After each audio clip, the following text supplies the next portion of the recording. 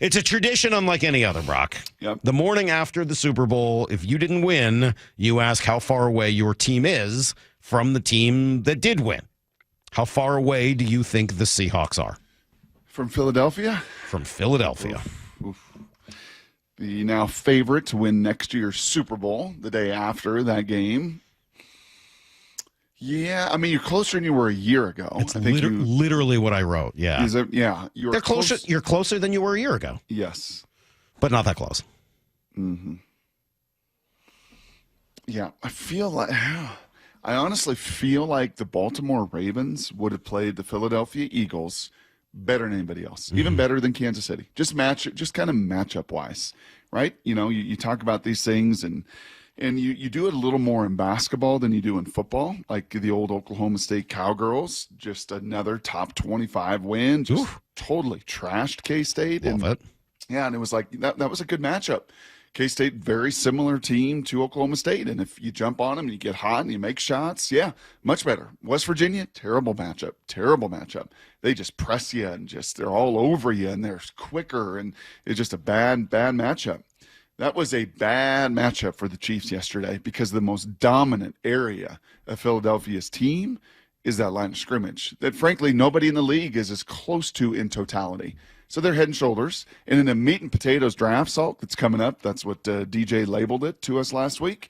Like you in a copycat league, now everybody is going to be looking for and continue to look for offensive and defensive line reinforcements. Mm-hmm.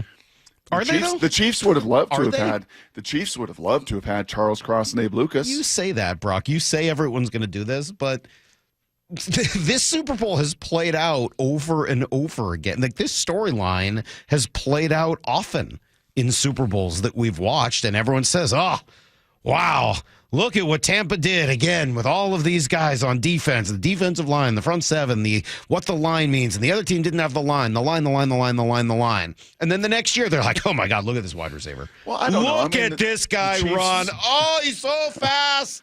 Oh, the hands.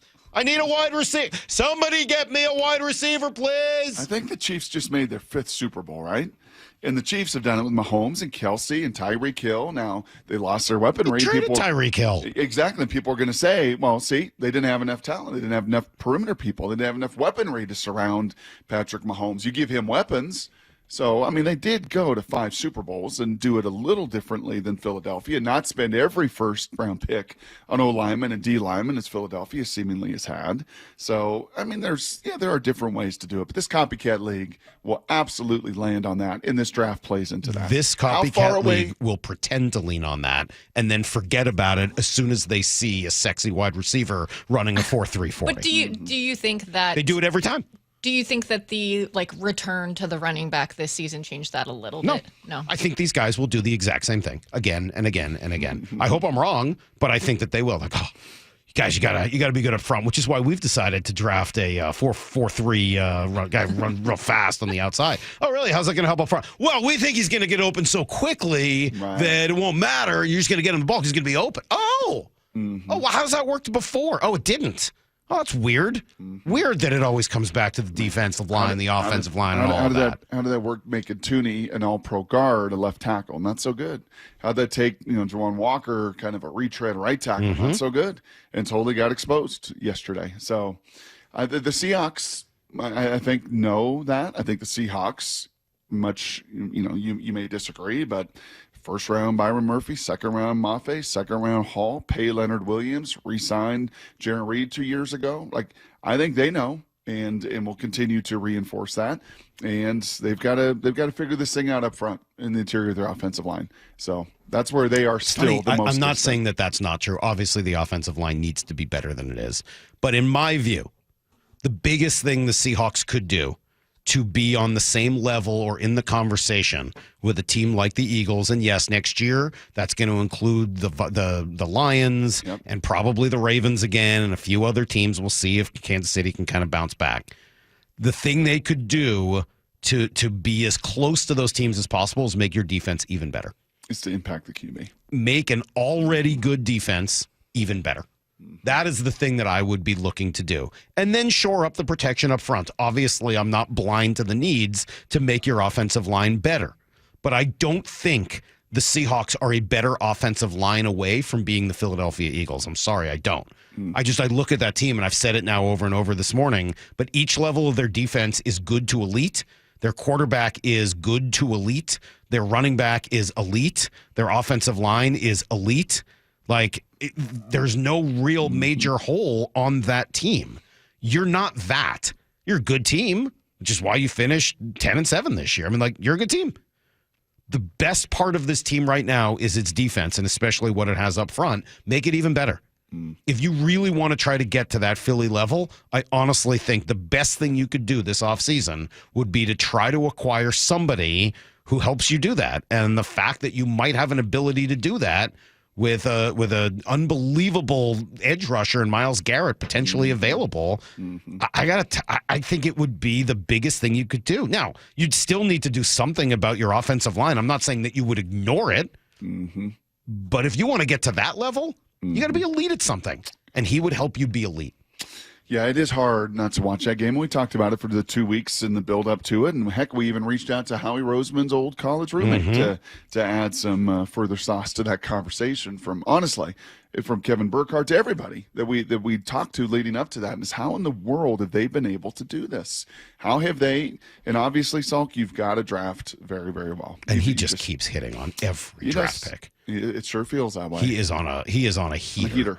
Yes, he is that guy rolling craps in Vegas who just keeps every single time hitting the number over and over and over. And the NFL again. people felt that way, by the way. After that draft last year, it was like, oh my gosh, that thing fell. While it fell really well to the Seahawks, who wanted Byron Murphy, and to the Rams, who wanted Jared Verse, because of all those quarterbacks that went in the top 10, who it really fell very well for were the Eagles, to go get two corners that many people in a normal draft would have said they'd never been there. They would have never been available to you. But the run on quarterbacks, the run on some big D linemen, the run on offensive linemen, all of a sudden there was an absolute gem for them in the 20s at corner that in a traditional year would have gone in the early teens for sure. And then Cooper DeJean is sitting there as just kind of a versatile guy that fits perfect with Vic Fangio. And yep, that's a hit, and that's a hit, and that's a hit. And Noel Smith is a hit, and Jalen Carter is a hit. So I will say this, man. This is not 2 or 3 years ago. This is not coming off that season. No, it's not. Woods and Poona Ford and L.J. Collier and oh my gosh. I mean, this thing isn't close at the line of scrimmage. It's coming off a season where, we saw Derek Hall do that.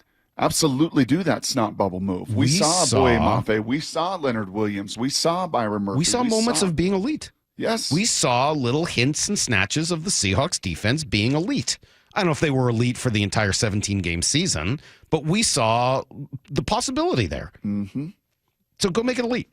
Go make it full-time elite.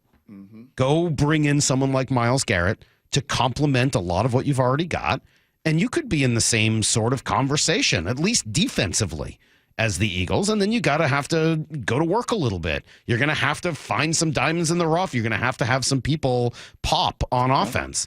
But that's certainly possible. You're going to have a Mekhi Becton. You're going to have a Zach Bond. You're going to have a free agent pick up an acquisition that plays better than their one-year contract. Better than the market thought they were, because they are surrounded by really good people and really good coaching in a developmental program that brings out their best skill sets.